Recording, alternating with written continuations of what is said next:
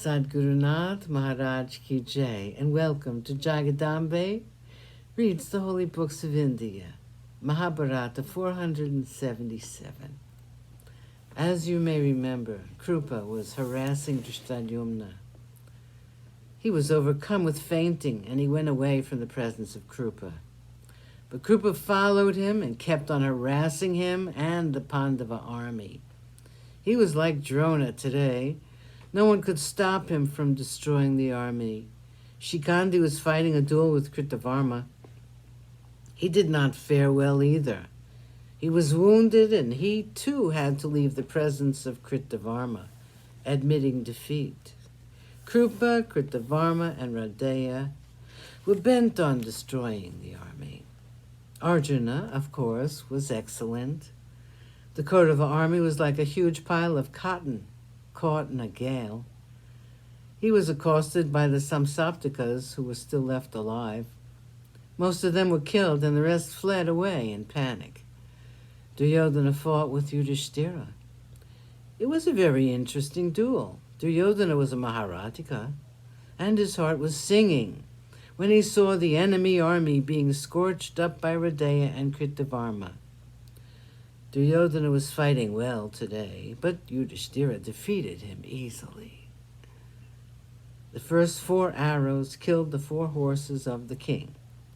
The 5th killed his charioteer. The 6th tore away his banner, and the 7th broke his bow. The army was watching this feat with amazed eyes.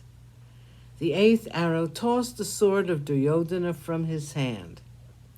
The next 5 were enough to hurt him.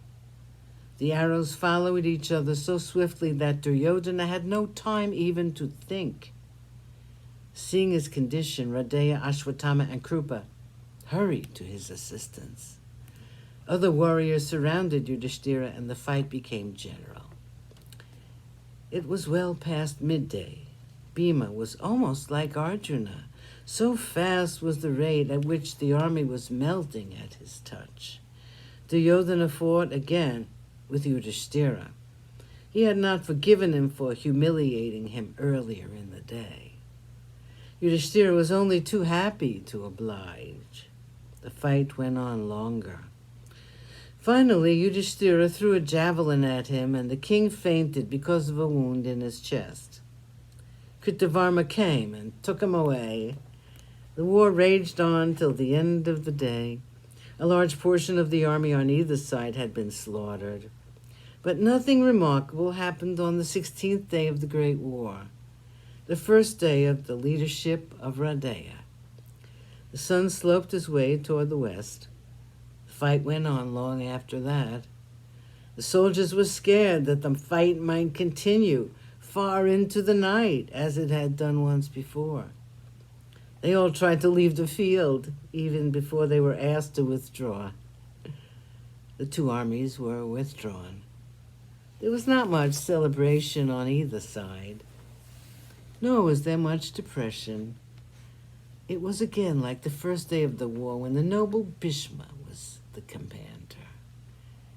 Chapter 3, the last night of Radeya. Duryodhana must have been disappointed when he saw that Radeya did not kill Arjuna. He must have noticed, too, the duel which Radeya fought with Nakula. He must have seen that Nakula was not killed, when Radeya could easily have done so. But the king did not speak a single word of criticism. He was so fond of Radeya that he had never once spoken harshly to him. He knew, too, that Radeya was just as disappointed at the fact that Arjuna was still alive. Just before they parted to go to their tents, Radeya wrung his hands together and said, "Arjuna fights well. He is skillful, and he's very clever. He has a charioteer who can tell him what he should do, and it is the skill of Krishna that is keeping Arjuna alive. But tomorrow I will do the needful. My lord, tomorrow I will achieve what I have sworn to achieve." His hands were grasped with affection by Duryodhana, who said, "I know it, Radeya, I know it." Sadgurunath Maharaj Ki Jai. Thank you for coming. I hope you come again.